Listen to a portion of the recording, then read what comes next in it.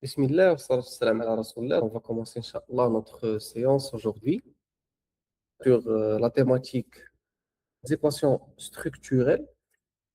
Je vais parler de comment on va rédiger un article qui utilise des équations structurelles, qui parle de l'analyse des questionnaires. Donc, on va parler de ça, Inch'Allah, ce soir. Donc, je souhaite la bienvenue à tout le monde. N'hésitez pas à partager ces webinaires parce qu'ils sont très utiles pour les doctorants. Si ça va aider quelqu'un de votre laboratoire, n'hésitez pas à partager avec vos pairs. Ce masterclass concerne les équations structurelles et bien avant de parler de comment on interprète les résultats de SIM, il y a deux parties très importantes sur lesquelles il faut faire attention. Je vois beaucoup de doctorants qui font des questionnaires et ils commencent la collecte des données, ils commencent à recevoir des dizaines, voire une centaine des réponses sur leur questionnaire. Et au niveau d'appliquer les équations structurelles, ils trouvent qu'ils ne peuvent pas utiliser leur data. Et ça, c'est très critique. C'est pour ça que mon travail aujourd'hui, c'est de partager avec vous les bonnes pratiques vis-à-vis de comment concevoir nos hypothèses et comment faire un questionnaire. D'accord? Donc, la dernière chose qu'on va voir, c'est les équations structurelles et comment on peut les appliquer sur SmartPLS. Donc ça, je reviendrai vers ça vers la fin, Inch'Allah. Mais tout d'abord, c'est quoi une hypothèse? On parle souvent d'une hypothèse. Généralement, quand je parle aux jeunes doctorants, on n'arrive pas à définir c'est quoi une hypothèse. Il faut savoir qu'une hypothèse, c'est une prédiction. Donc, c'est pas quelque chose, ne me dites pas que on connaît le résultat d'avance. Si on connaît le résultat d'avance, ça veut dire que on n'a pas une hypothèse. On a un résultat, un fait, mais ça, on ne peut pas appeler ça une hypothèse. Donc, une hypothèse, c'est une prédiction. Et quand on dit que c'est une prédiction, qu'est-ce que ça veut dire? Ça veut dire que c'est quelque chose qu'on conçoit bien avant les résultats, bien avant le questionnaire. Une hypothèse ne vient pas après le questionnaire et ne vient pas après les résultats. J'ai vu beaucoup de cas qui essaient de concevoir une questionnaire après avoir le résultat et ils font en sorte que l'hypothèse, elle colle avec les résultats. Donc, dans la recherche scientifique, ça ne veut rien dire. Même si vous avez fait une hypothèse, vous avez fait une prédiction qui dit, par exemple, que l'absence impacte négativement la note des étudiants en première année ou dans le cycle de licence. Ce n'est pas après le résultat. On fait cette prédiction. Et encore une fois, elle peut être réfutée. Si je dis par exemple, elle a un impact direct négatif sur le résultat des étudiants, ça peut être réfuté. Par exemple, quelqu'un peut venir me dire non, ça n'a aucun impact, surtout au niveau des masters exécutifs. Les gens, ils sont responsables, ils savent qu'est-ce qu'ils font, ils peuvent préparer eux-mêmes. Et ça, on le voit dans beaucoup de facultés. On a des personnes qui ne viennent jamais, qu'on trouve que leur absence n'a aucun impact sur leur note, sur le taux de réussite. D'accord? Donc, elle peut être réfutée. Donc, pour moi, c'est une prédiction.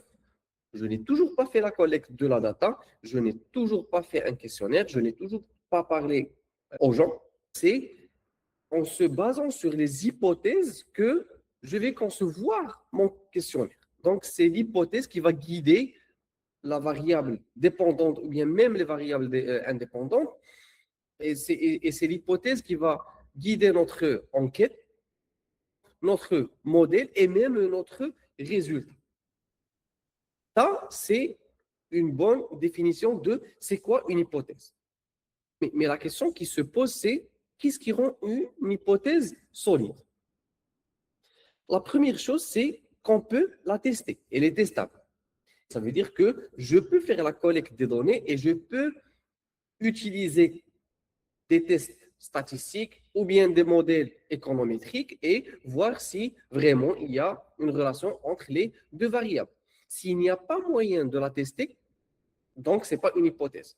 Et surtout si on ne peut pas mesurer quelque chose. Donc, une fois on a une hypothèse, ça veut dire on a deux variables, ça veut dire qu'on peut faire la collecte des données et tester si ce qu'on avait prédit est vrai ou bien faux. Et ce qui rend aussi une hypothèse solide, c'est qu'elle est directionnelle. Ça veut dire que quand on fait notre prédiction, on dit, par exemple, l'absence, elle a un impact négatif sur la note des étudiants. Là, on a une direction.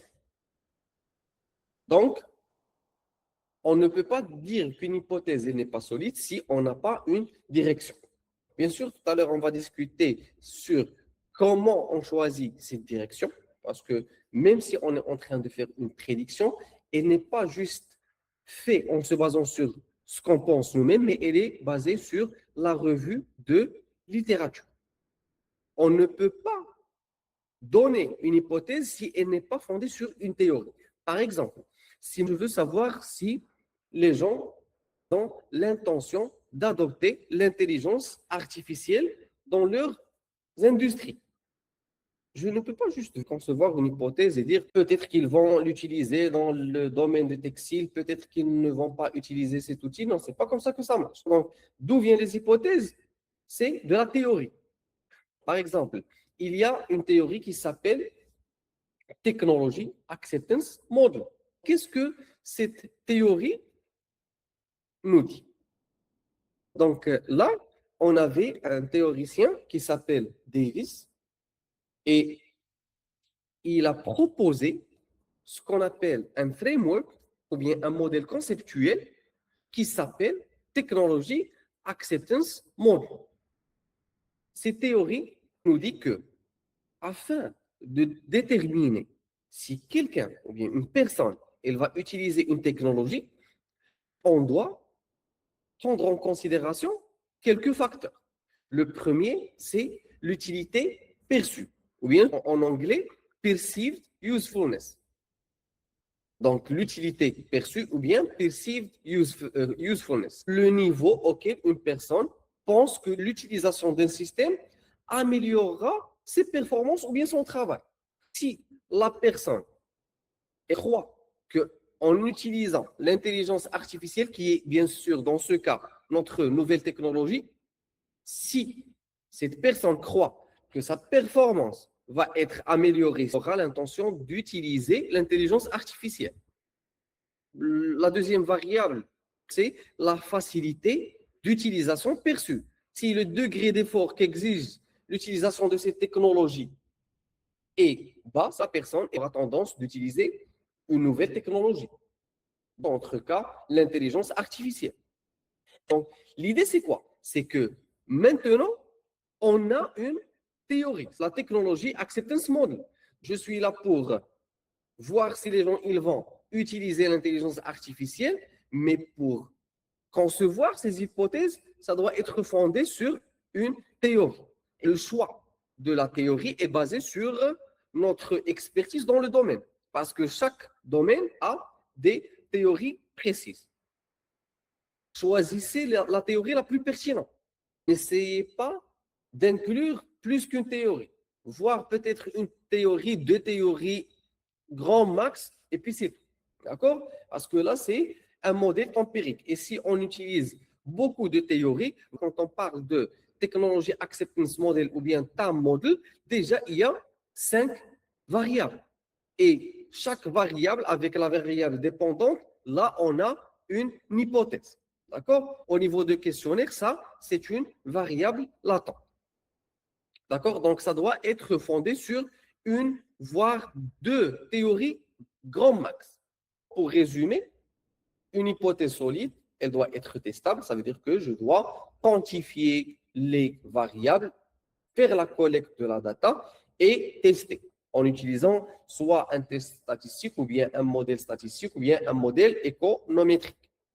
Elle doit être directionnelle. Ça veut dire que on doit, en se basant sur le débat de la littérature existante, on doit prédire, d'accord, ou bien faire la prédiction d'une seule direction. Ça veut dire la variable A un impact positif sur la variable B ou bien a un impact négatif sur la variable B. Elle doit être fondée sur une théorie. Quand je dis qu'elle doit être fondée sur une théorie, on doit déterminer tout d'abord la théorie et après ça, voir la littérature ou bien les travaux qui ont été faits dans d'autres géographies ou bien d'autres axes de temps. Je dois voir le débat et voir s'il y a un consensus ou bien un agrément entre les auteurs ou pas. Donc, s'il n'y a pas un consensus entre les auteurs, je dois voir si, par exemple, il y a beaucoup d'auteurs qui ont dit une direction positive. Si la majorité, voire 70% des auteurs disent que la variable a un impact positif sur la variable B et seulement 30% qui disent l'impact de la variable A a un impact négatif sur la variable B, donc je peux faire une prédiction et concevoir une hypothèse qui dit que la variable A un impact positif sur la variable B. Après, on peut réfuter ça. On a trouvé le contraire de ce que disent la majorité. On peut réfuter, mais on a une base solide pour avoir la direction. Quand on a un nouveau contexte, une nouvelle technologie, on essaie de savoir si les gens vont accepter cette technologie. Une hypothèse, pour qu'elle soit solide, doit être spécifique. Je ne peux pas dire est-ce que la présence a un impact sur l'assiduité et la note finale. On doit avoir une variable indépendante et une variable dépendante. On ne doit pas avoir une hypothèse qui contient plus que 3 variables. Le maximum qu'on peut avoir dans une hypothèse, c'est 2 variables, une seule relation. D'accord? C'est quoi l'impact de l'entourage sur la création d'un compte bancaire? Je peux dire par exemple, c'est quoi l'impact du personnel sur la productivité? Je ne peux pas dire c'est quoi l'impact du capital humain sur l'effectif, du personnel sur la productivité et la profitabilité et la performance organisationnelle. Donc, on doit avoir une variable, son impact sur une deuxième variable. Si on veut ajouter d'autres variables, on doit ajouter d'autres hypothèses. Toutes les hypothèses doivent être formulées sur la base des théories.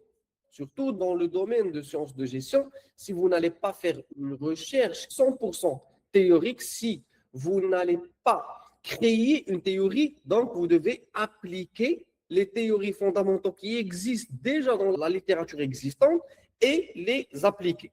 Et pourquoi je dis ça? Parce que dans des cas extrêmes, si personne n'avait pas parlé d'une variable, donc vous pouvez l'ajouter. Mais là, je parle de la réalité du terrain. Et là, quand on veut publier dans une indexation Scopus, vous aurez des ennuis. C'est pour ça que je vous conseille d'avoir une théorie fondamentale sur laquelle vous allez vous appuyer pour faire votre hypothèse et après concevoir votre questionnaire. Une hypothèse solide, ça veut dire qu'elle doit être claire. On doit être explicite dans notre langage. Et elle doit être discutable. Qu'est-ce que ça veut dire discutable? Ça pourra être réfuté.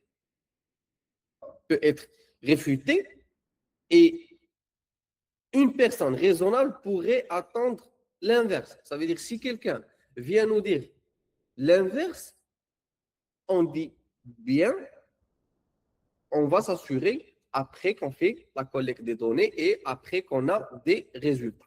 Donc, ces 6 éléments, ils font de l'hypothèse qu'elle soit très solide. Avant de commencer, donc, la plupart d'entre vous, donc, comment on fait, c'est que vous avez votre chapitre ou bien votre article empirique.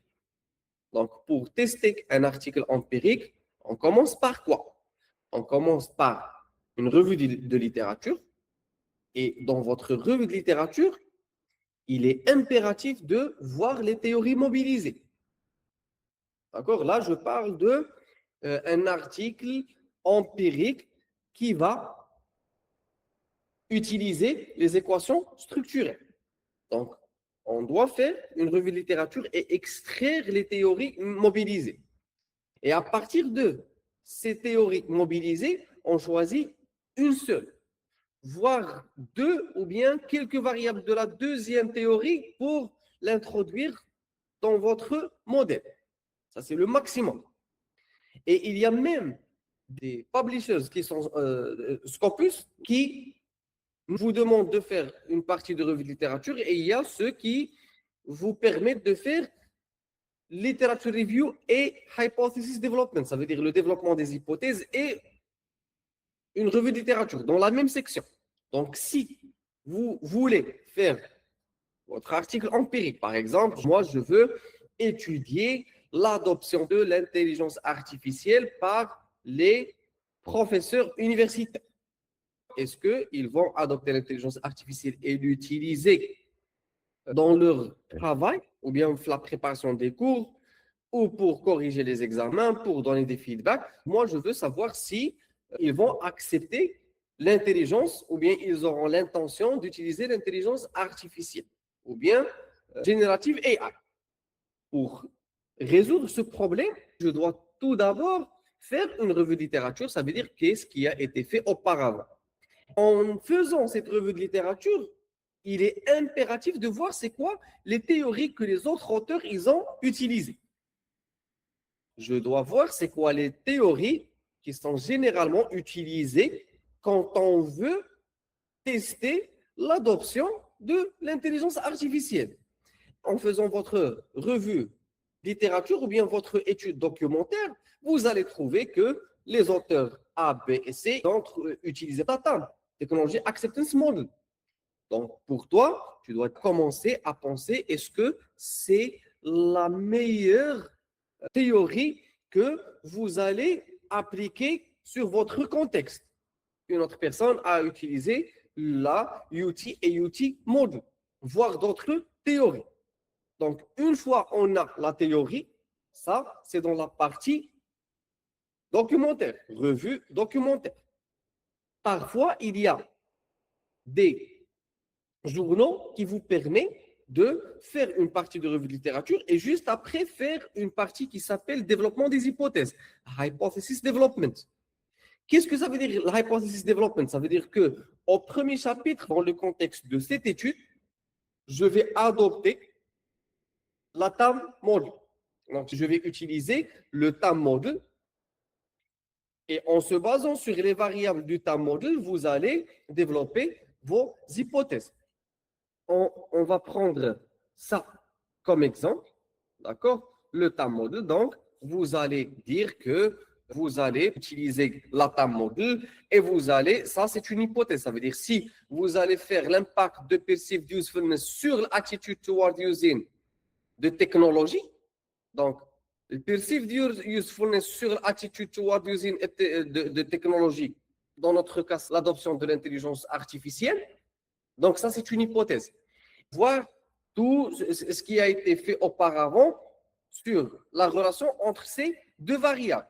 Et c'est là on développe un petit paragraphe, voire même deux paragraphes qui parlent seulement sur l'impact de perceived usefulness sur l'attitude toward using l'intelligence artificielle et dire que dans le contexte global, voilà ce qui a été fait. Dans le contexte de l'éducation, voilà ce qui a été fait. Dans le contexte de l'éducation supérieure, voilà ce qui a été fait. Dans le contexte du Maroc, voilà ce qui a été fait. Ou démontrer qu'il y a un research gap et dire qu'il n'y a personne qui n'a jamais travaillé sur ça auparavant. C'est pour ça que je suis en train de mener cette recherche.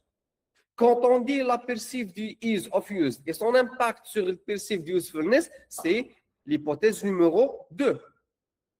Et c'est comme ça qu'on développe nos hypothèses pour notre papier ou bien notre article empirique. Donc ça, c'est une étude réelle que moi-même j'ai menée avec mon équipe, l'adoption de l'hybridine au Maroc, dans le cas des PME. Donc, on voulait savoir si les PME marocaines vont adopter le hybride. D'accord? Ça veut dire postuler aux appels d'offres publics en ligne. D'accord? Et pour faire ça, bien sûr, cette étude, elle a été déjà menée dans d'autres contextes et en utilisant beaucoup de théories. Donc, ce qu'on a fait, c'est qu'on a adopté Technology Acceptance Model et le UT et UT. On a pris quelques variables des deux et on a fait un modèle conceptuel.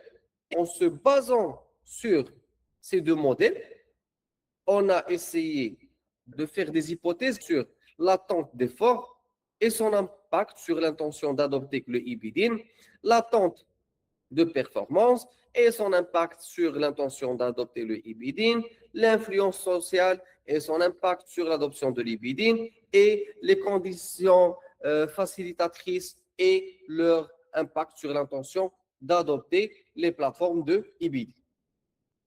Une fois on a eu notre question de recherche, on a trouvé le modèle le plus approprié pour développer les hypothèses.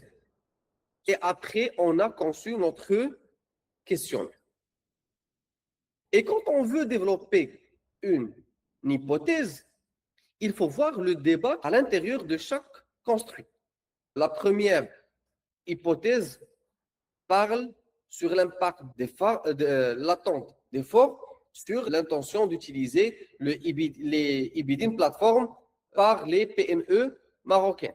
Et là, on a trouvé que, bien sûr, il y avait beaucoup d'auteurs qui ont dit que l'attente d'effort a un impact positif sur l'adoption de les plateformes de IBDIN. Et on a trouvé qu'il y avait peu d'auteurs qui ont trouvé aucun effet, donc ce n'était pas tranché. En se basant sur la majorité écrasante, on s'est mis d'accord comme quoi l'attente d'effort a un impact positif sur l'intention d'adopter les plateformes de IBDIN par les PME marocains. À ce stade, on n'a toujours pas développé notre questionnaire. On ne sait pas si c'est vrai ou pas, c'est juste une prédiction. Et pour vous rendre la vie facile, ce qui rend vos hypothèses gagnent en nouveauté, c'est que vous allez les tester dans un nouveau secteur. Et quand on parle d'un nouveau secteur, ça veut dire un secteur qu'aucun auteur n'avait parlé auparavant, ou bien une nouvelle géographie, un nouveau pays, voire un nouveau groupe de pays, comme la MENA-Region. La nouveauté, elle se gagne quand il y a beaucoup de résultats contradictoires dans la revue existante. Ça veut dire que si on a beaucoup d'auteurs, ils disent que la variable A un impact positif sur la variable B, beaucoup d'autres auteurs qui disent l'inverse, les auteurs qui n'ont trouvé aucune relation entre les deux variables, s'il n'y a pas un agrément mutuel entre les auteurs sur ce sujet. C'est pour ça qu'on ne peut pas généraliser au niveau du Maroc et c'est pour ça qu'on doit tester d'abord. On va faire cette hypothèse, on va la tester, on va voir si on sera d'accord avec cette hypothèse ou bien on va la réfuter. Parfois, dans votre modèle conceptuel, ou bien quand vous êtes en train de développer votre hypothèse, et si vous voulez avoir de la valeur ajoutée, vous pouvez ajouter par exemple des variables démographiques comme des variables modératrices ou bien médiatrices. D'accord? Donc ça, vous pouvez le faire pour gagner de la nouveauté en termes de votre hypothèse. Donc, encore une fois, de l'idée à l'hypothèse, ça veut dire là, on a une idée, une question de recherche. La première chose, c'est la théorie. Une fois on a la théorie, on doit l'adapter à notre contexte. Une fois on adapte ça à notre contexte, on fait le raisonnement, on regarde le débat entre les auteurs et il faut écrire les directions des hypothèses et bien sûr, on peut ajouter des variables médiatrices ou modératrices dans notre modèle conceptuel. Une fois on a ce raisonnement, on rédige nos hypothèses. Hypothèse 1, 2, 3, etc. D'accord? Donc, c'était juste un exemple pour voir que l'attente d'effort a un impact positif sur l'intention d'utiliser le IBDIN. Donc, c'est comme ça qu'on a conçu nos hypothèses en suivant la même logique. Et ça, c'est un modèle conceptuel. Voilà, donc ça, c'est le TAM model. On avait pris une variable du modèle UT et UT et on a utilisé une variable médiatrice, la taille de l'entreprise. Ça, c'est la rédaction des hypothèses et bien sûr, on a parlé de c'est quoi la médiation et c'est quoi la modération. La médiation, c'est une variable agit à travers une autre et la modération, cela dépend d'autres choses. D'accord? Donc, ça, c'est les deux types de variables que vous pouvez ajouter à votre modèle conceptuel. Généralement, ce sont des variables démographiques, l'âge, le genre, le statut familial, le niveau d'éducation, le income. Donc, tout ça, vous pouvez les ajouter comme des variables soit médiatrices ou bien modératrices. Et quand on parle des organisations, vous pouvez parler de la taille, de l'âge, de l'existence de l'organisation, etc. Les erreurs courantes. Donc, ça, c'est quelque chose qu'on doit éviter. Donc, la première chose, c'est qu'on a une hypothèse qui n'est pas falsifiable. Ça veut dire qu'on ne peut pas refuter. Donc, une fois qu'on a une hypothèse qu'on ne peut pas refuter, ça veut dire que ce n'est pas une hypothèse, ça c'est un fait. Donc, si vous allez me dire que l'impact de, par exemple, le nombre d'heures travaillées a un impact sur l'énergie des employés dans le secteur BTP, ça veut dire de la construction. Ça, c'est, on ne peut pas dire que voilà, si on rajoute le nombre d'heures, il sera à l'aise. L'employé, lui ou elle, ne seront jamais à l'aise. Donc, ça doit être réfutable. Ou bien, vous avez un questionnaire et des hypothèses qui n'ont aucune théorie derrière. On doit avoir une théorie derrière toutes nos hypothèses. Encore une fois, on parle d'une indexation Scopus et les journaux, ils veulent voir ça impérativement. S'il n'y a pas de direction, c'est des cas qui sont extrêmement rares où on dit que la variable A n'a aucun impact sur la variable B. Généralement, il faut mentionner une direction. Ne croyez pas que si vous avez beaucoup de variables, ça veut dire que vous avez un modèle conceptuel riche et qui est respecté. Non, ça ne doit pas être un modèle pour tout. Ça veut dire que vous avez 20 variables et vous allez rédiger un questionnaire qui va prendre en répondant 1 heure. Donc, ça ne veut rien dire. Vous pouvez avoir 4, 5, 8 variables, 10 variables maximum et ça s'arrête là. Ça dépend de votre modèle conceptuel, mais n'essayez pas d'avoir un modèle fourre-tout. Essayez d'avoir le minimum nombre de variables et puis c'est tout. Ne vous compliquez pas la vie.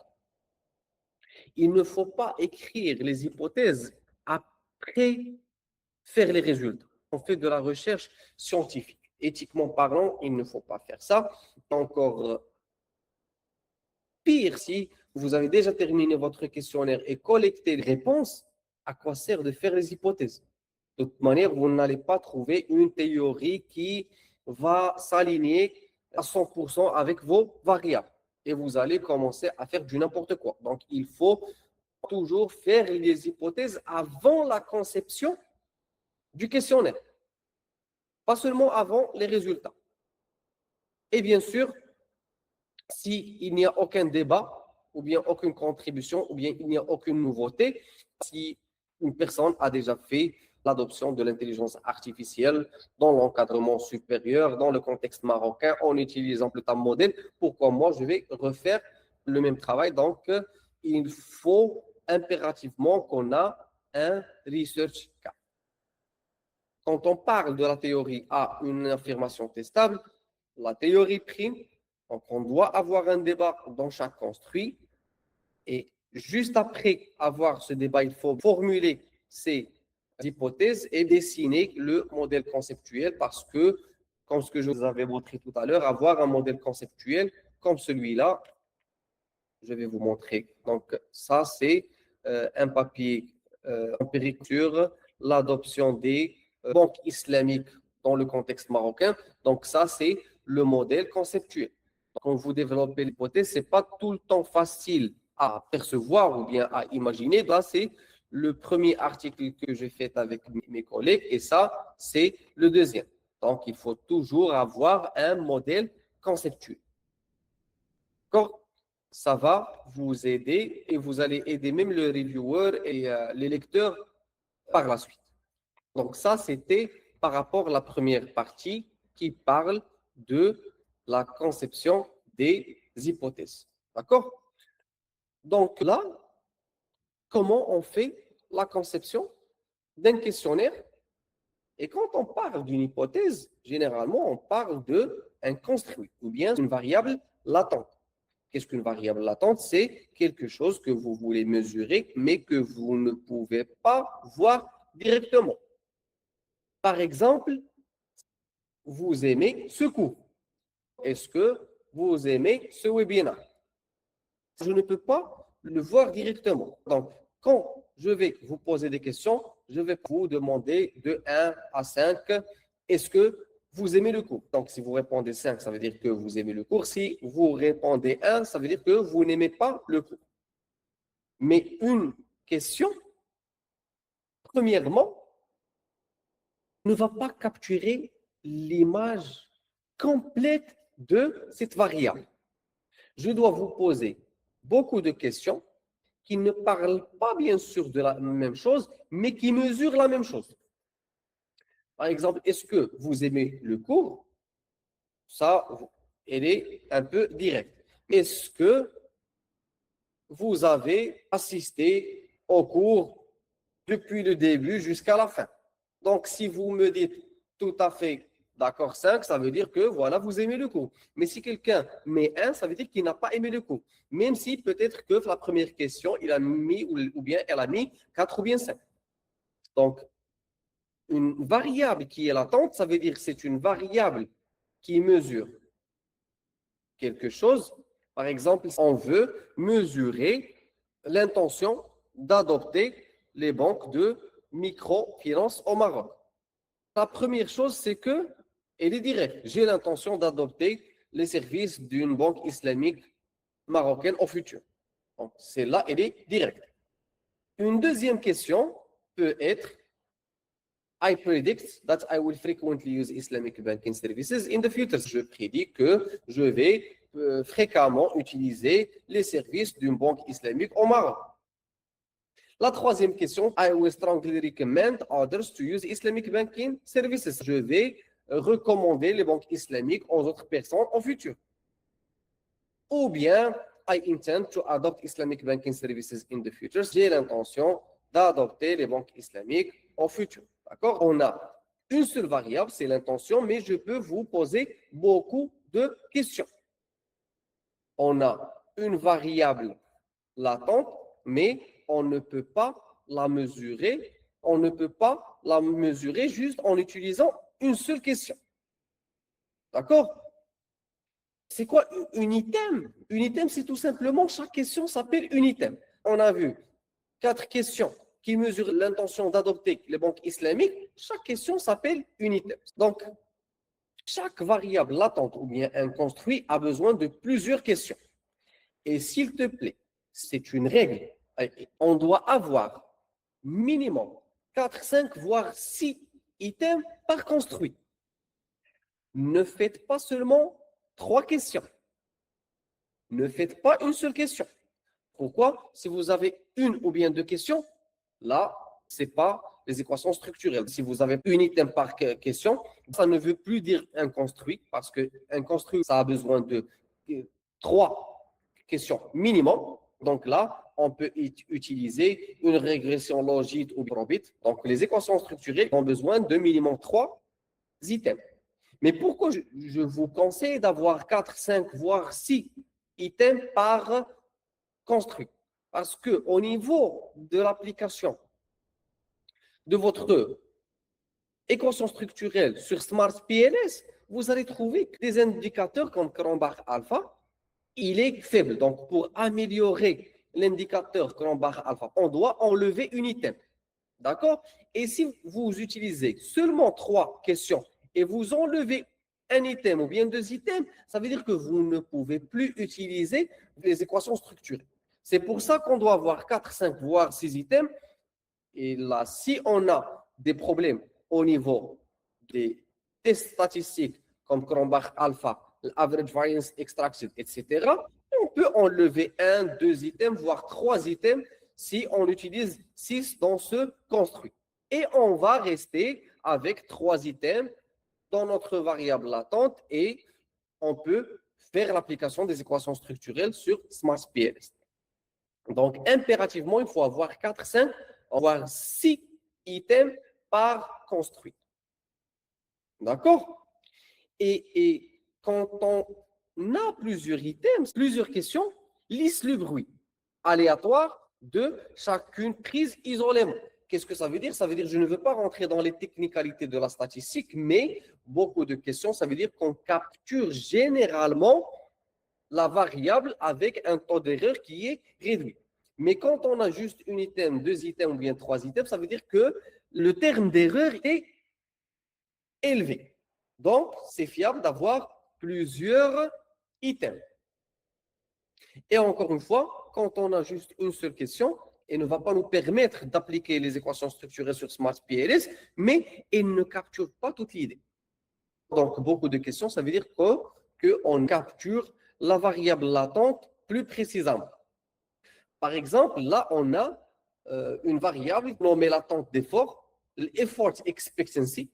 Ça veut dire c'est quoi le niveau d'effort qu'on va utiliser. Donc, on voulait mesurer l'effort ou bien l'attente d'effort à déployer en utilisant les Ibidin plateformes.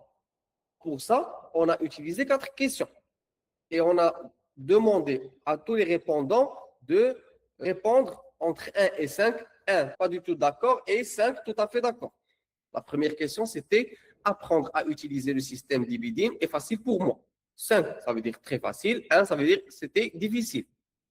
Mon interaction avec le système est claire et compréhensible. 5, ça veut dire l'effort, il est minimal. Et 1, ça veut dire un effort maximal. Je trouve le système d'Ibidin facile à utiliser. Devenir habile avec le système est facile pour moi. Et là, 4 questions, ils arrivent à capturer la variable latente. Encore une fois, je parle des bonnes pratiques des équations structurelles. Mais si on parle d'autres méthodes, par exemple la régression probite ou bien logique, c'est un autre type de variable qu'on va collecter. Il n'y a pas une échelle de 1 jusqu'à 5. Il y a par exemple des variables binaires ou bien ce qu'on appelle des dummy variables. Donc ça, c'est les bonnes pratiques pour les équations structurelles. D'accord? Encore une fois, parfois, les jeunes doctorants ou bien les personnes qui sont nouveaux dans le monde scientifique, ils essaient d'impressionner. Ça veut dire que au lieu de partir voir ce que les autres auteurs ont fait et emprunter les questions, ils écrivent les questions eux-mêmes. Mon conseil pour vous, c'est emprunter vos questions de la revue de littérature. Regardez ce que les autres auteurs ont fait et prenez les questions. Copier-coller. Donc, si par exemple, quelqu'un il a travaillé sur le même sujet aux États-Unis, ou bien l'Afrique du Sud, ou bien dans le contexte d'un autre pays, prenez les questions et adaptez, utilisez les mêmes questions dans le contexte marocain. Dans cet article, Propensity towards Islamic Banking Among Non-Users and Mixed Method Analysis, le journal nous a demandé de mettre le questionnaire en appendix. Ça veut dire que vous avez les constructs avec leur définition, avec le codage, avec la question. Donc, si vous voulez travailler sur l'adoption des banques islamiques, par exemple, dans la Tunisie ou bien l'Algérie, et que personne n'a utilisé ce modèle auparavant, vous avez la question devant vous. Vous prenez cet article et vous le citez. Pourquoi je dis ça? Parce que tout simplement, celui qui va faire le peer reviewing de votre article, il ne va pas se casser la tête à corriger votre question. Elle a déjà été peer reviewed par d'autres auteurs dans d'autres articles. Regardez ce que les gens ont fait dans leur questionnaire, dans la revue de littérature antérieure, empruntez ces questions et vous les citez. Parfois, il faut les adapter dans votre contexte. Par exemple, si quelqu'un a travaillé sur les banques de finances, je peux emprunter les questions pour les utiliser dans l'adoption de la microfinance. Donc, je vais prendre les questions, peut-être changer quelques mots ou bien terminologie pour l'adapter le contexte des institutions de microfinance. Et n'écrivez pas de nouvelles questions, sauf si c'est vraiment inédit. Dans le cas extrême, oui. Mais il faut toujours emprunter les questions. Et là, j'ai une remarque qui a dit, est-ce que ce n'est pas considéré comme du plagiat? C'est considéré comme du plagiat si vous empruntez la question et vous ne citez pas les auteurs. Ça, c'est du plagiat. Mais tant que moi, je prends la question de ton article et je dis, according to Sbahi, virgule 2026, this question is as follows. D'accord? Donc là, ce n'est pas du plagiat. Pourquoi? Parce que je ne vais pas réinventer la roue. Ça existe déjà. D'accord? Donc, pourquoi moi, je vais fournir des efforts pour quelque chose qui existe déjà? Il faut tout simplement citer. Et là, je reviens ici. D'accord? Par exemple, sur ce questionnaire, voilà comment on a mesuré knowledge. Donc, voilà les auteurs. Bat et AL, Eze et Nakamnebi, Louja et AL. Donc, ça, c'est les auteurs qui ont mesuré knowledge. Et ça, c'est les questions. Le perceived complexity, voilà les auteurs. Donc, ça, ce n'est pas du plagiat. Pourquoi? Parce que on a fait référence aux auteurs qui ont déjà travaillé sur le sujet. D'accord? Généralement, quand on parle des équations structurelles, les questions qu'on pose aux personnes, ils doivent avoir une échelle entre soit 1 à 5 ou bien 1 à 7. La condition, c'est que si votre première question utilise l'échelle de 1 à 5, ça veut dire que tous les restes doivent avoir la même échelle. D'accord? Si vous avez opté pour l'utilisation de l'échelle de 1 à 7, on doit utiliser la même échelle sur tout le reste des questions. Et là, je parle des variables latentes. Une variable latente a beaucoup d'items. Je ne parle pas des variables démographiques. Si je veux vous demander votre genre, c'est homme ou femme. Je ne peux pas vous dire est-ce que vous êtes homme de 1 à 5. Donc ça, c'est à part les variables démographiques, ils peuvent avoir d'autres formes. Mais tous vos variables latentes ou bien vos construits, ils doivent impérativement avoir la même échelle. Donc, il y a un grand débat. Il y a des auteurs qui préfèrent l'échelle à 7 points. Il y a des auteurs qui préfèrent les échelles à 5 points. Moi, j'ai toujours utilisé l'échelle de 1 à 5 et il n'y a aucun souci si vous voulez utiliser l'échelle à 7 points. Ça s'appelle le Likert Scale.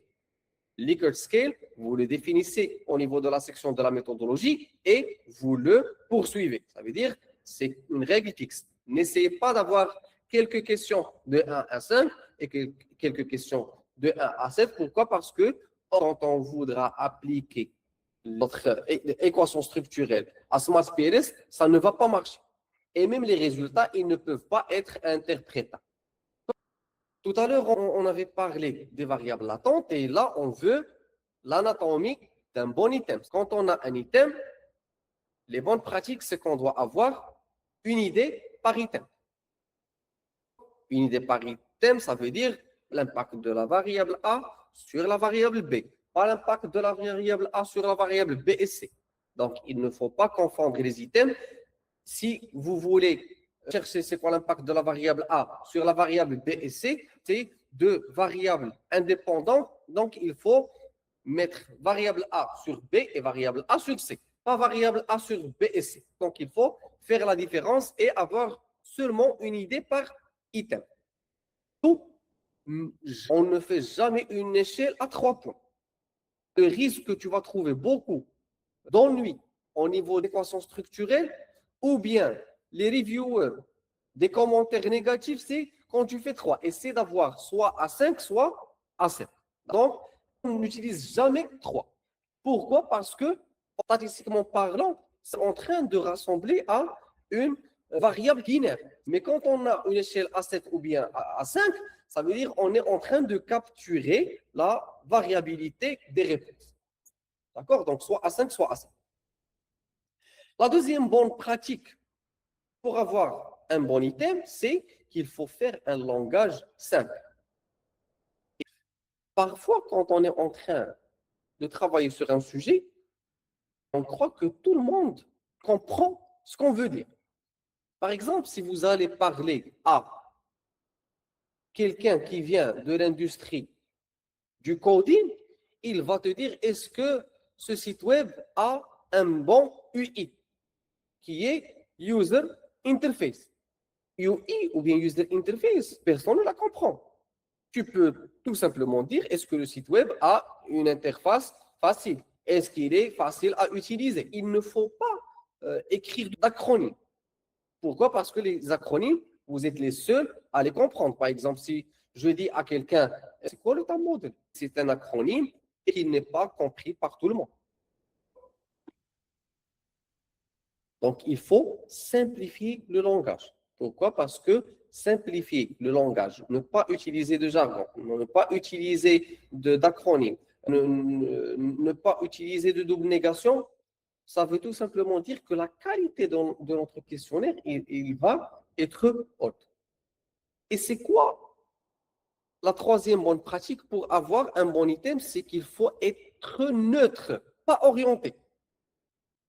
D'accord? Donc, si je vous dis le système n'est-il pas utile? Qu'est-ce que ça veut dire? Ça veut dire que j'attends un oui. Il faut être neutre.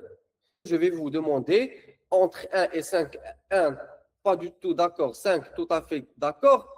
Donc, n'essayez pas d'insinuer quelque chose.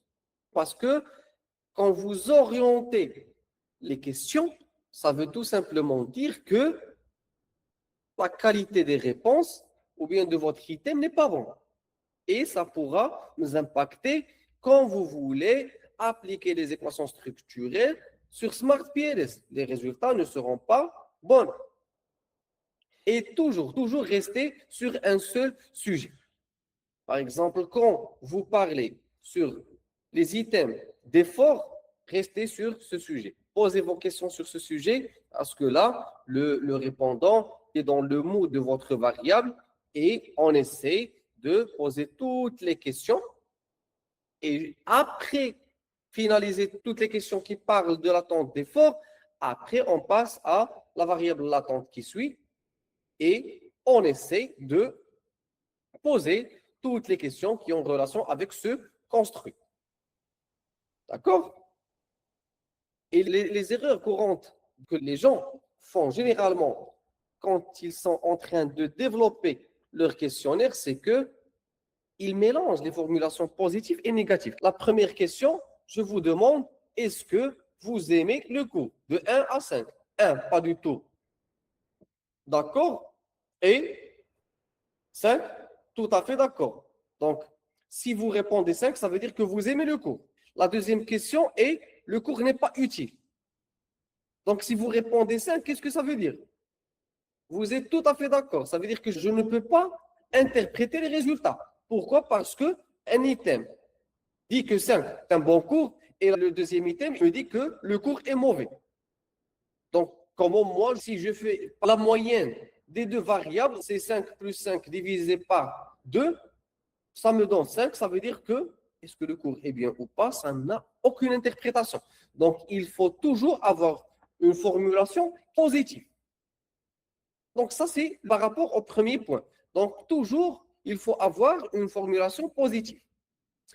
2, il ne faut jamais changer d'échelle entre les items. Si on commence le travail avec une échelle à 5 points, on garde tous les autres items à 5. Si on choisit une échelle à 7 points, donc on reste sur 1 à 7. D'accord? Généralement, les personnes, quand ils sont en train de développer leur questionnaire, ils ne font jamais les questions filtres. Par exemple, si moi, je suis en train de mener une recherche sur l'adoption des banques islamiques au Maroc, je dois avoir une question filtre qui vous demande, est-ce que vous êtes marocain? Donc, si vous êtes marocain, oui, je garde ta réponse. Sinon, je dois enlever cette réponse. D'accord? Donc, il faut avoir des questions filtres. généralement, les gens, ils ne font pas le pré-test. C'est quoi un pré-test? Ça veut dire que une fois la conception de votre questionnaire est terminée, par exemple sur Google Forms, il faut impérativement tester le questionnaire. Donnez-le à une personne, voire deux personnes. Je reviens sur ce point tout à l'heure, mais il faut impérativement faire le pré-test.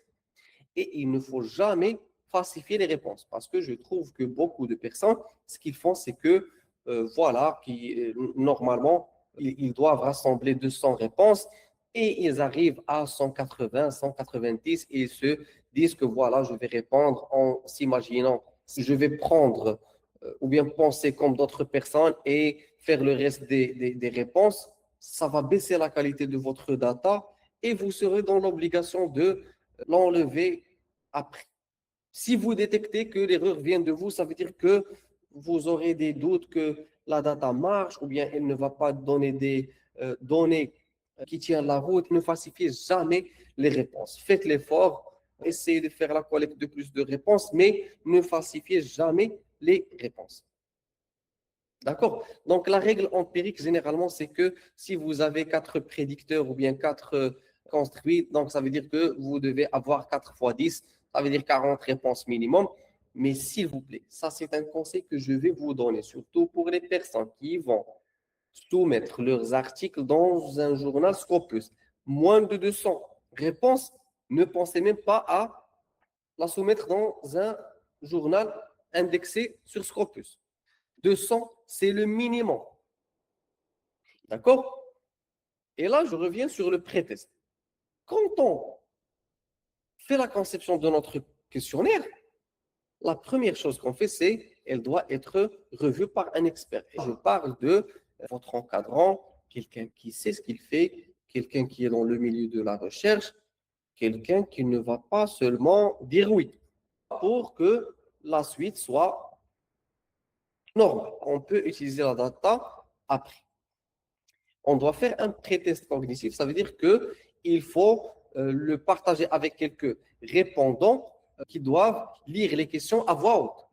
D'accord? Vous devez remarquer ce qu'ils n'ont pas compris, s'ils ont fait une grimace en lisant un item, s'ils n'ont pas vraiment compris une question. Et là, c'est une amélioration qu'on fait par rapport à notre questionnaire. On peut après faire un petit pilote. Ça veut dire qu'on va choisir 5 amis ou bien collègues, jusqu'à 10 maximum. Et là, ils doivent répondre le questionnaire eux-mêmes et nous donner du feedback après. On peut leur demander si vous n'avez pas compris quelque chose, dites-le nous. S'il y a un jargon, des acronymes ou bien quelque chose de très complexe, dites-le nous. Comme ça, on va régler ça. Après, il faut réviser et verrouiller. Qu'est-ce qu'on va réviser? Par exemple, sur Google Forms et voir les résultats. Parfois, on peut trouver des résultats manquants et on se rend compte qu'en quoi on n'a pas fait que cette question elle est requise. Et on va cocher required. On ne doit pas avoir des surprises vers la fin. Puisque c'est toujours le début, il faut réviser et une fois tout est bien, on verrouille notre questionnaire et on passe à l'étape suivante. Et une fois on a la variable latente et les items, on doit avoir un code pour chaque item. Effort expectancy, on peut l'appeler EFF ou bien EWF1 pour la première item, EFF2 pour la deuxième item, EFF3 pour la troisième item et EFF sans aucun nom, c'est notre variable latente ou bien notre construit. Donc, encore une fois, un questionnaire, il ne faut pas hésiter d'emprunter et bien évidemment citer pour éviter le plagiat. Il faut assez d'items. Ça veut dire pour chaque construit, il faut avoir 4, 5, voire 6 items. Une échelle cohérente et bien sûr, éviter les erreurs dont on avait parlé avant. Donc, là, on a passé par le développement des hypothèses. Si cette étape elle est réussie, on passe à la conception du questionnaire. Et croyez-moi, si les 2 premières étapes sont bonnes, le reste est fluide. Donc, le reste, ça sera juste l'application de l'équation structurelle sur SmartPLS. C'est quoi? Les équations structurelles, c'est une méthode pour tester comment plusieurs variables sont reliées entre elles. Ça veut dire que c'est un modèle de régression entre chaque deux variables.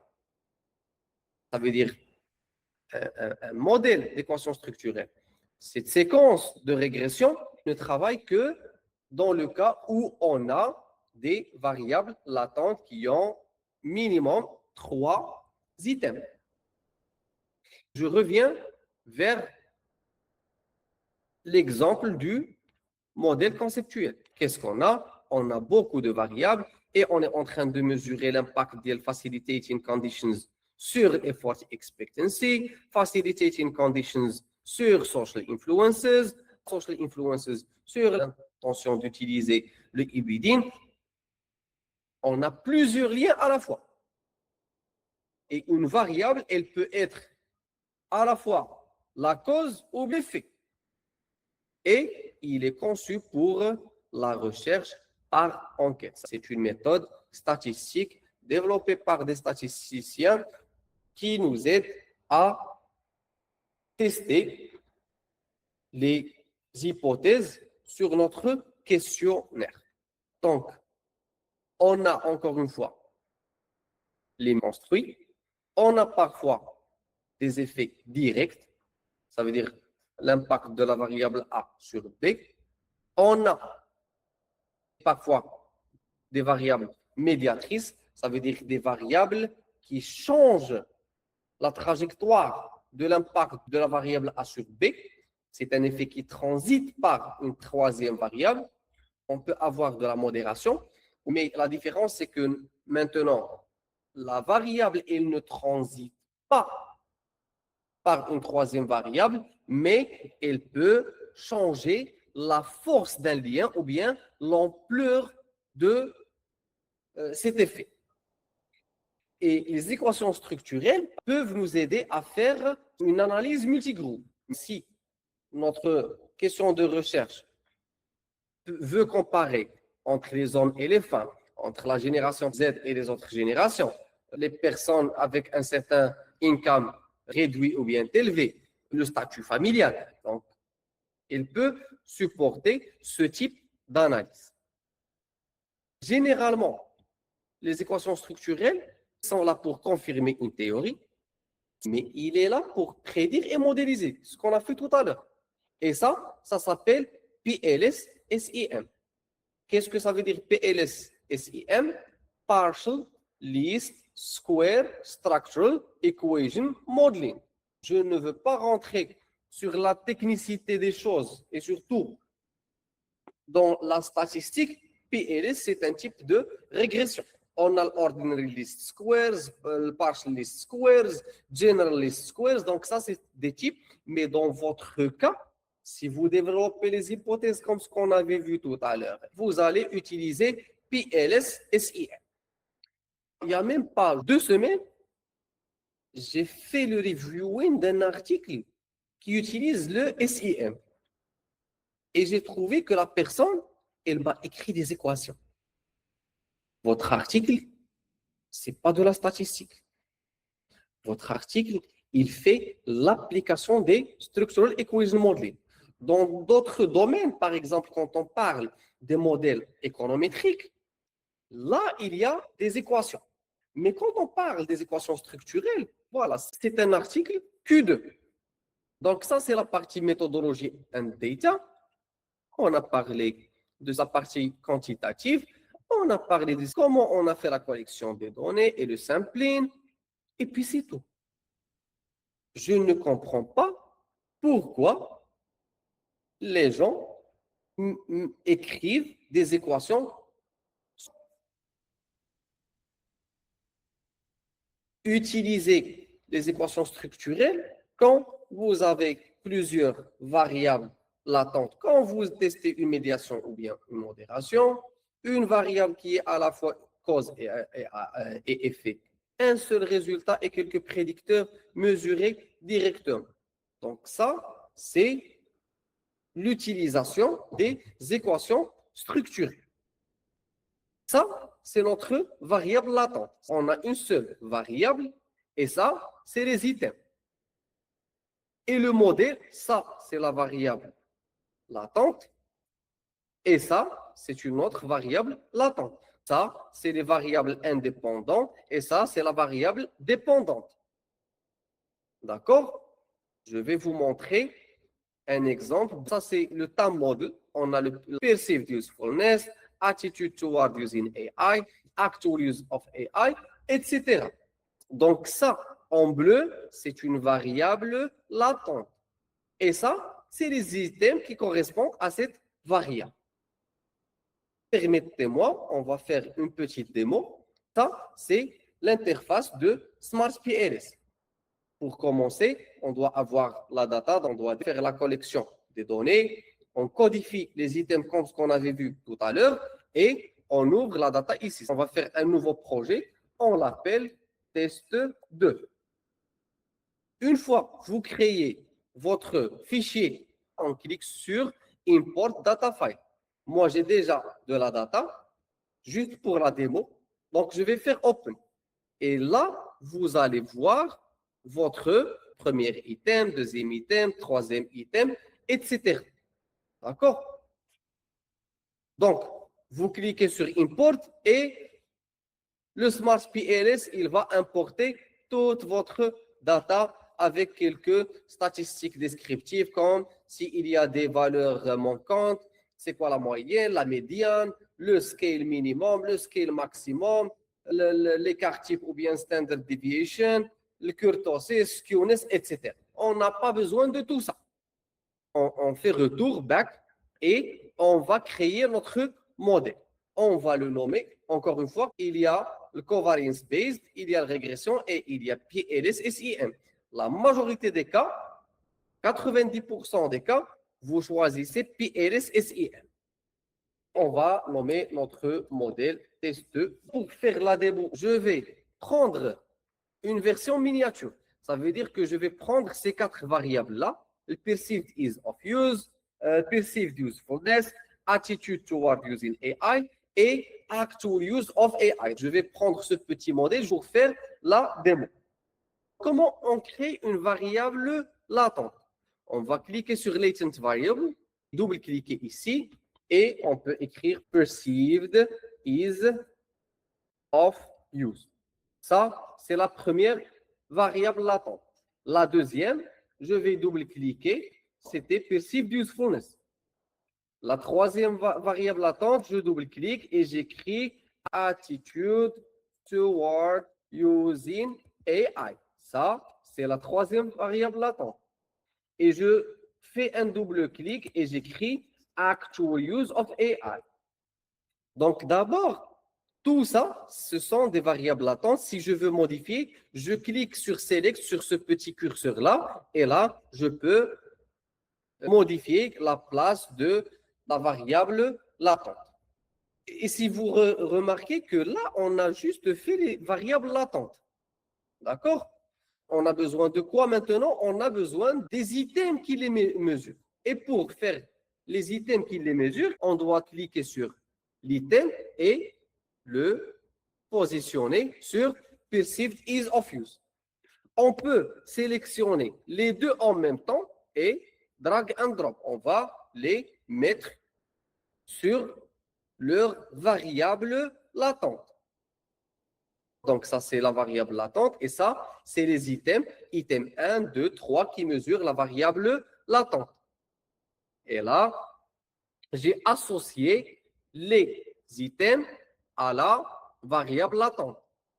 Attitude toward using AI. Donc, je vais prendre les items qui mesurent cette variable et je vais les associer avec la variable latente. Et je fais la même chose pour l'actual use of using AI. Donc, je prends les items et je les associe avec ma variable latente. Et là, je peux sélectionner la variable latente ou bien mon construit et modifier sa place pour le design.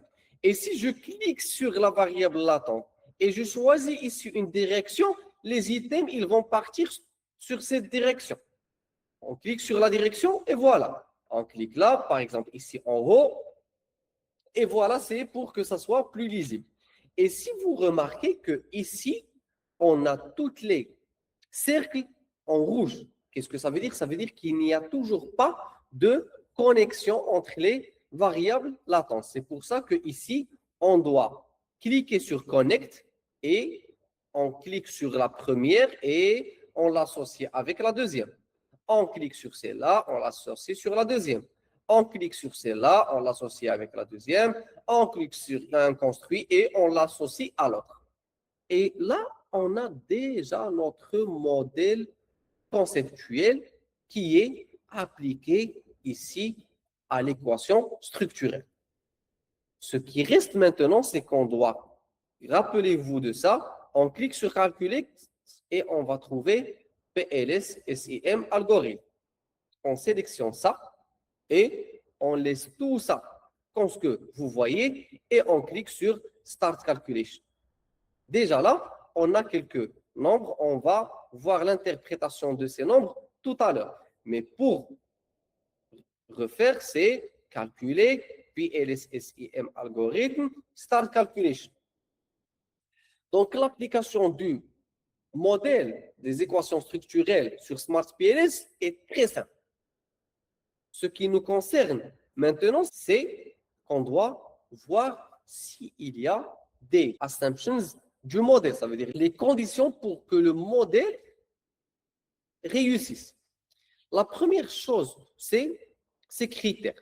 Et le premier critère qu'on doit voir, c'est la fiabilité des construits et la validité des construits. On l'appelle en anglais Construct Reliability and Validity. Qu'est-ce qu'on a ici? On a trois mesures. La première mesure, c'est Cronbach alpha. Ici, on fait juste l'application du test statistique. Et tout ce que vous devez savoir, c'est que Cronbach alpha doit vous donner des valeurs qui sont au-dessus de 0,7. On a le Composite Reliability. Il doit nous donner des valeurs supérieures à 0,7. Et l'Average Variance Extracted, vous devez avoir des valeurs supérieures à 0,5. N'essayez pas d'expliquer les tests statistiques. Tout dont vous avez besoin, c'est de la partie des résultats et dire par exemple, pour le Construct Reliability, on a utilisé Cronbach alpha, Composite Reliability, et ils doivent avoir une valeur supérieure à 0,7. D'accord? Si on parle de l'Average Variance Extracted, elle doit avoir une valeur supérieure à 0,5. C'est tout dont vous devez écrire. N'essayez pas à chercher à écrire le test statistique et essayer de justifier pourquoi vous l'avez utilisé. Maintenant, je vais parler des tests statistiques que vous devez écrire sur votre papier. Donc là, c'est le Cronbach alpha, Composite Reliability.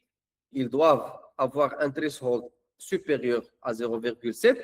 On a besoin de Discriminant Validity et ça s'appelle le HTMT ratio.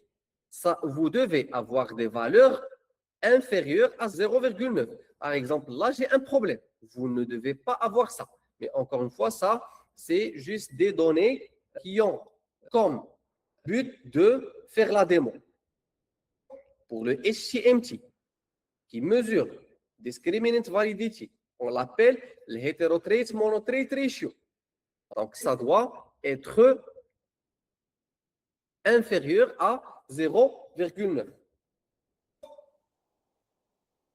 Vous avez besoin du Fornell-Larker Criterion. C'est une règle très simple. Que cette variable, par exemple, là, elle doit être supérieure à la corrélation avec les autres variables. Par exemple, ça, perceived ease of use and perceived ease of use, ça nous a donné 0,88. Ça doit être supérieur à tout le reste. Cette variable perceived usefulness avec elle-même, le Fornell-Larker criterion, ça doit être supérieur à sa corrélation avec perceived ease of use, attitude toward using AI, actual use of AI. Le cross-loadings, Encore une fois, ils doivent avoir des valeurs inférieures à 0,9.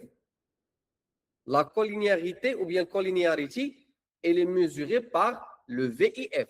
Le VIF, c'est un test statistique qui veut dire Variance Inflation Factor. Et il y a des auteurs qui vous disent que sa valeur doit être inférieure à 10. Mais la majorité, ils disent qu'il doit être inférieur à 3. C'est pour ça que SmartPLS les montre en vert. Si vous voulez commissionner un article à Scopus, vous devez avoir un VIF inférieur à 3. Après, on a le R-square. Le R-square, vous allez trouver des variables qui sont entre 0,27, 0,6. Je vais vous montrer maintenant cet article. Voilà, regardez, le R-square suggests that the coefficient of determination should be above 0,33. Tant qu'il est supérieur ou bien au-dessus de 0,33, c'est très bien. Ça, c'est avant le reporting des résultats. Une fois on commence la rédaction d'un article structurel, donc ça c'est le résultat du quantitative, on fait le assessment of measurement model et on montre le Cronbach alpha, le composite reliability, average variance extracted. Après, on fait le assessment of the structural model et on montre le Forner-Lacker, le HTMT et tout le reste des tests statistiques dont on a besoin. Encore une fois, on n'est pas des statisticiens, on fait juste applied statistics. Ne vous compliquez pas la vie. Juste après ça, qu'est-ce qu'on va faire? Je reviens sur Smart PLS, on fait retour, et là, on va faire calculate. Rappelez-vous de ça, on ne va pas faire PLS SEM algorithme. On va faire le bootstrapping. Encore une fois, on est en train d'utiliser le PLS setup, le PLS, Partial Least Square. Ne touchez à rien et faites Start Calculation. Maintenant, si on veut voir le R-square, on ne va pas trouver le Cronbach alpha et tout ça, mais là, on est intéressé quand on fait, encore une fois, calculate, bootstrapping, start calculation, on est intéressé par le final results, les résultats finaux. Ça veut dire qu'on va voir les path coefficients. Et qu'est-ce que ça va nous donner? Ça va nous donner le coefficient de cette variable sur cette variable. Si par exemple, l'attitude toward using AI augmente par un point, le actual of use of AI va augmenter par 0,7 points. On a le t statistique, c'est le Smart PLS qui le calcule, et il doit avoir une valeur P ou bien P-value qui est moins de 0,05. Encore une fois, Smart PLS, s'il y a un effet qui est significant, ça veut dire pertinent, il va le mettre en vert. S'il n'y a aucune relation entre les deux variables, le t statistique est très bas et il correspond à une p-value supérieure à 0,05, Smart PLS va la mettre en rouge. Donc, on doit se concentrer sur le reporting de quelle variable a vraiment un impact sur les autres variables et les variables qui n'ont aucun impact sur l'autre variable. On a juste besoin des résultats finaux. Parfois, on a les effets indirects. C'est quoi un effet indirect? Regardez que là, on a perceived ease of use. Elle a un impact sur l'attitude toward using AI et c'est là, elle a un impact sur l'actual use of AI. On peut dire que le perceived ease of use peut avoir un impact indirect sur l'actual use of AI à travers l'attitude toward using AI. Smart PLS est très simple. Le plus important, c'est comment développer l'hypothèse et comment concevoir un questionnaire. Le reste est très simple. Donc, on a fait la démo, on a lu les résultats. Donc, le plus important, croyez-moi, avant le Smart PLS, pour moi, Smart PLS, c'est la dernière étape et c'est la plus facile. D'accord? Il faut savoir comment faire des hypothèses. Il faut savoir comment faire un questionnaire. Et après, on applique sur Smart PLS. N'oubliez pas qu'il faut faire le reporting des hypothèses, des conditions pour que le modèle est considéré comme fiable et qu'on peut se fier aux résultats obtenus. Merci tout le monde. J'espère que ça va vous aider, Inch'Allah, dans vos recherches. Et Inch'Allah, j'espère vous voir dans les futurs webinaires. Et on se dit à très bientôt. Inch'Allah. Au revoir tout le monde.